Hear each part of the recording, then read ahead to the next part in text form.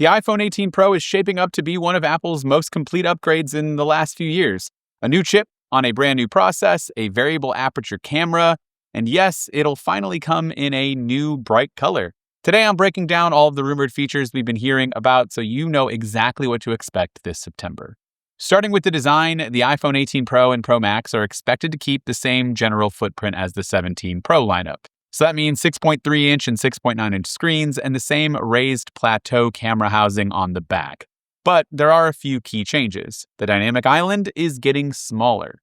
Apple's reportedly moving the flood illuminator component of Face ID underneath the display.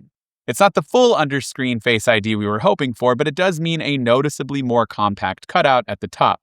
On the back, Apple's changing the ceramic shield design around the MagSafe area, moving toward a more frosted glass finish for a cleaner, more unified look. The Pro Max may also be slightly thicker this year, likely to fit an even bigger battery. And the color that everyone's been waiting for?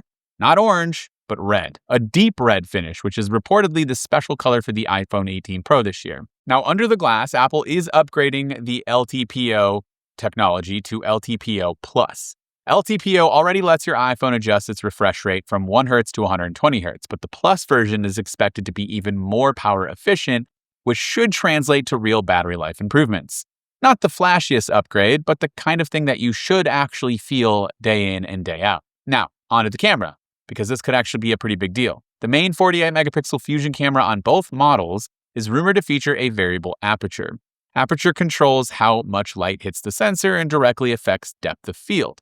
A wider aperture gives you that creamy background blur. A more narrow one will keep things more in focus. Up until now, iPhones have used a fixed aperture, and that bokeh in portrait mode is all computational. So this would be a hardware variable aperture, which would deliver more natural-looking results and better low-light performance. I do want to temper expectations, though. Smartphone sensors are still physically small, so you won't be able to match a full-frame mirrorless camera like what we have here, but it's still a meaningful step for mobile photography. Apple's also simplifying camera control by, removing the swipe gestures that a lot of people found finicky and didn't really like, myself included, turning it into a more straightforward shutter button. I use it every day, but that's simply to launch the camera. Under the hood, the A20 Pro chip will be built on TSMC's first-generation 2nm process, up from the 3nm that's found on the A19 Pro. Combine this with a new packaging design, this should deliver solid performance and efficiency gains. Going from 3 to 2 is a significant leap, even though it might not sound like it, it is.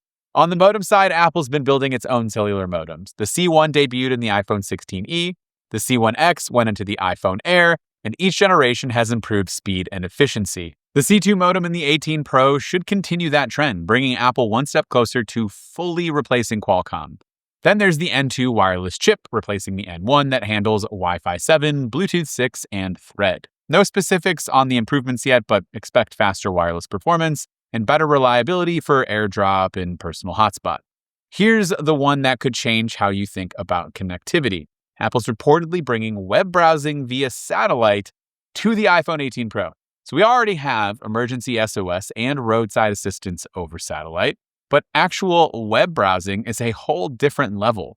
Imagine being out hiking and you're completely off the grid and still being able to pull up a map or checking the weather. If Apple pulls this off, it's a game changer for anyone who spends time outside of normal cell coverage, or if you're in some kind of emergency situation and you need to look something up, you can actually do that. Now, in terms of the hardware, we kind of just got our first real look at the hardware. Leaker Sonny Dixon shared images of dummy models for the iPhone 18 Pro, Pro Max, and even Apple's upcoming foldable iPhone. Now, these dummy units are made for accessory manufacturers to produce cases ahead of time, and so they do tend to be pretty accurate. The 18 Pro and Pro Max look largely the same as their predecessors, aside from that smaller dynamic island, but the foldable iPhone is where things get a little interesting. It has a passport-style form factor, unlike any iPhone that we've seen before, with a horizontal dual-camera array, volume buttons on top, and what appears to be an all-glass back. The camera plateau stops about 3/4 of the way across the device, and the foldable is rumored to have a 7.8-inch inner display with a 4.3-inch aspect ratio, and a 5.5-inch outer display with a 4.5mm titanium frame, and is expected to start around a $2,000 price tag.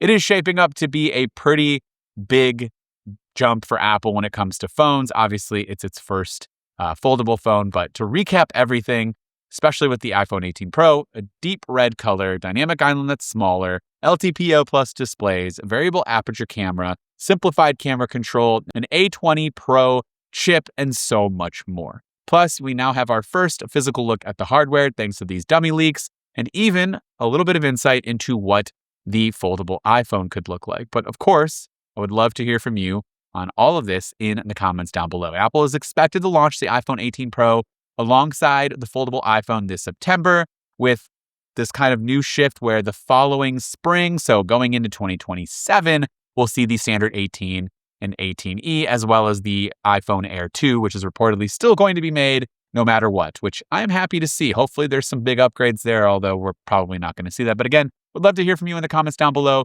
Don't forget to subscribe so you don't miss more videos like this in the future. And as always, this has been Out with MacRumors. Thanks so much for watching. I look forward to seeing you around in the next video.